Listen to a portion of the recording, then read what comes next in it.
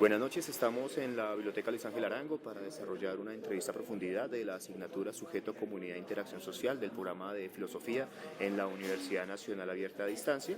Julián Bonilla Montenegro es quien va a desarrollar esta entrevista al señor Camilo Ramírez, quien es politólogo y magíster en Sociología de la Universidad Nacional de Colombia. A continuación vamos a desarrollar el proceso de 9 preguntas sobre articulación de algunas de las características o conceptos vinculados con las temáticas desarrolladas en la asignatura. En primer lugar, ¿qué entiende por sujeto, subjetividad e identidad? Listo. Bueno, esas tres palabras han sido como objeto de debates, yo creo que toda la modernidad, pero el concepto personal que yo tengo. El sujeto es una idea pues artificial que tenemos los que hemos sido educados y formados pues en las culturas occidentales, que todavía creemos en el liberalismo y los derechos fundamentales,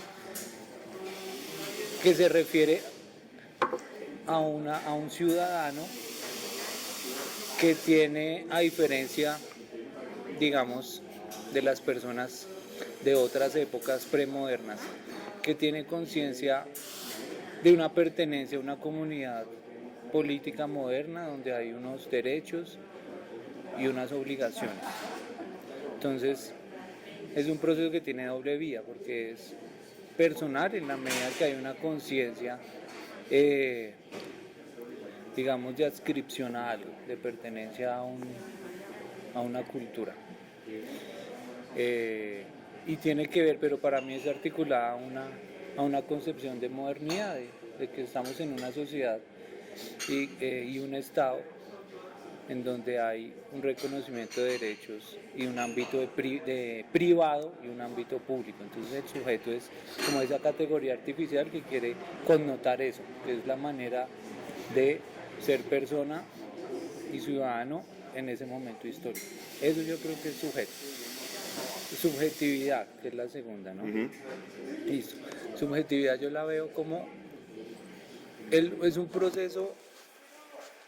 Ahí estoy como recordando cosas que yo leí en la universidad de Michel Foucault y eso, que hablan que porque para los psicólogos la subjetividad es como un proceso personal que tiene que ver con su familia, con sus antecedentes, digamos, de trayectoria personal, con su emocionalidad, en la que poco a poco ese sujeto va tornando unas características que le son propias, en términos a sí mismo, a su entorno, a la política, a la cultura.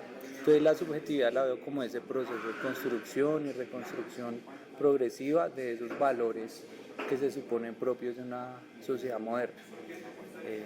Entonces yo lo veo así, la subjetividad como algo histórico, algo procesual, pero que siempre está escrito en una cultura y a unas estructuras sociales que son las que poco ponen los entornos.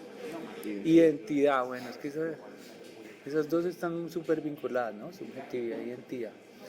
Pero identidad,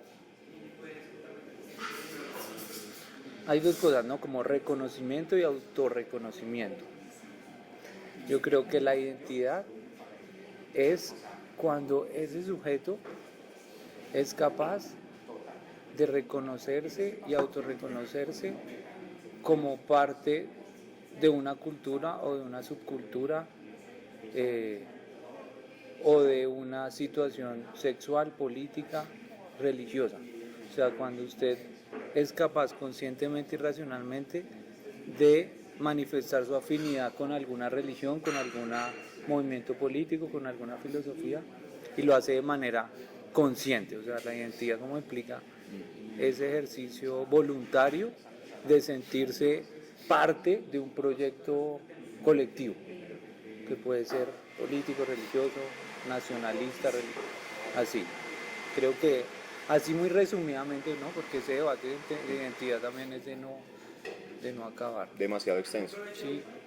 Siguiendo entonces con la estructura de las preguntas, ¿cómo se construyen los procesos de subjetividad y cómo estos aportan a la consolidación de la comunidad? Bueno, depende desde el punto de vista teórico, ¿no? porque hay una escuela que dice que la subjetividad no es un proceso autónomo de cada sujeto, o sea que no surge espontáneamente de la experiencia vital de cada persona, sino que tiene unos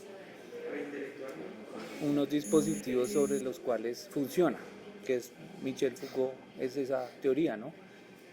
Que esas subjetividades son, en el largo plazo histórico, responden a unos proyectos políticos, societales, que están más allá del Estado. Para esa escuela teórica es eso, ese proceso de subjetividad. Pero yo estoy más de acuerdo con esa perspectiva que combina las dos cosas. Hay un ámbito de libertad de las personas, sobre todo en la época que nos tocó vivir. Sí, hay unos entornos que uno no puede pasarse por encima y unos campos que ya están estructurados. Hay muy de Bourdieu, pero hay en la época histórica que nos tocó vivir hay unas posibilidades de subvertir esas subjetividades que de alguna manera están determinadas.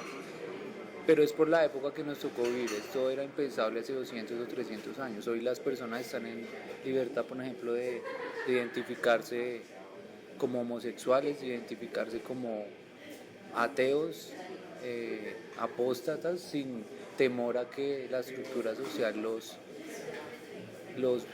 elimine. Bueno, en algunos países todavía pasa eso, pero creo que ahorita en el momento histórico donde estamos está como mediado en esos dos cruces, de lo que nos determina esas estructuras sociales, pero hay un ámbito de libertad que ahí funciona.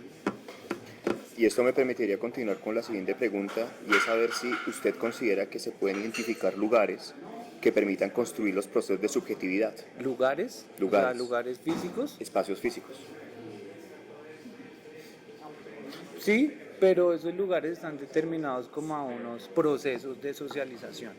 Por ejemplo, uno podría decir, la casa mía es un lugar, o la casa donde yo crecí como niño y fui adolescente, para mí ese fue un espacio vital de construcción de subjetividad, porque ahí yo tuve mis afectos por más de 15 años. Pero ese lugar no tiene significado así porque queda en el barrio X y Y, es porque yo estaba ahí se construyeron unas relaciones con mis padres, con mis hermanos. Entonces el lugar, digamos así, aislado como un tema geográfico, no podría explicar por sí solo con la construcción de subjetividad, sino que tiene que estar siempre analizado en el marco de unas relaciones sociales que hay ahí, muy privadas, Familia, por ejemplo. familia o en el ámbito de la universidad, en fin, en varios ámbitos, pues así lo vería yo. Y en ese contexto se puede pensar que el territorio tiene incidencia Sí, en los procesos de subjetividad. Sí, sí, pero como le digo, el territorio no aislado como un lugar geográfico, el Polo Norte o la Amazonía por sí sola, sino por la manera en que el ser humano se apropió o se ha apropiado de ese territorio. Hay una idea que es muy chévere para entender la construcción social del espacio.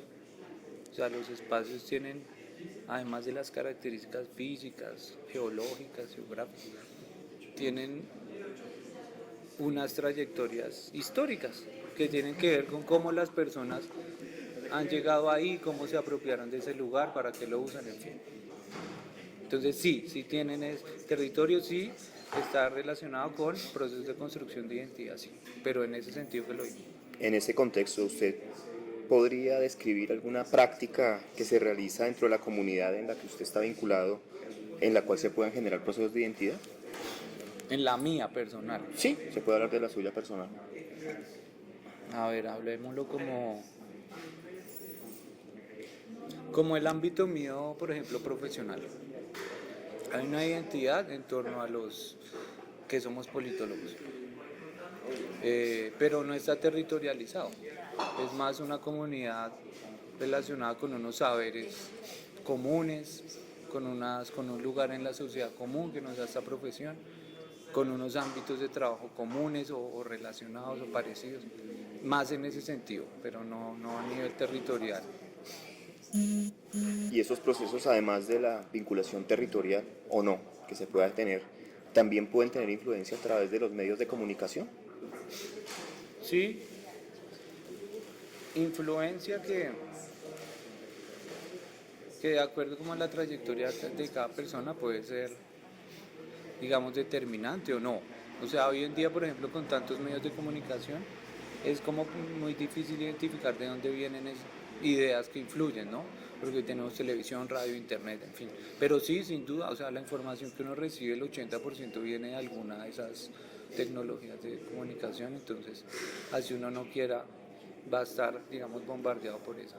Claro, uno tiene filtros de qué le parece válido y qué no, pero esa es la fuente como de narrativas que uno está inmerso, no puede controlar eso. Y en ese contexto, ya finalizando como última pregunta, ¿se podría legitimar los procesos de heterogeneidad a través del desarrollo de los usos de estos medios de comunicación? Otra vez, ¿Se podría generar o reconocer los procesos de heterogeneidad a través del uso de los medios de comunicación? de heterogeneidad de identidad. De identidades, de Es sujeto, que de debe subjetividad. ser así, o sea, debería ser así, porque yo parto de que el ejercicio de los medios de comunicación, de la opinión pública, tiene que ser plural, por definición. Si no es plural, no es opinión pública, es propaganda, es adoctrinamiento. O sea, por ejemplo, no sé, en el medioevo, los medios de comunicación que eran, pues, las parroquias y los sacerdotes que daban sus mensajes cada 8 días, cada domingo. Pero ahí no había opinión pública, ese era el vehículo de unas opiniones de un sector de poder que era la iglesia. Pero hoy en día, en el siglo XXI, que se supone que estamos en un ámbito de modernidad, la opinión pública por definición tiene que ser heterogénea, plural y contradictoria entre sí, tiene que haber mensajes contradictorios así.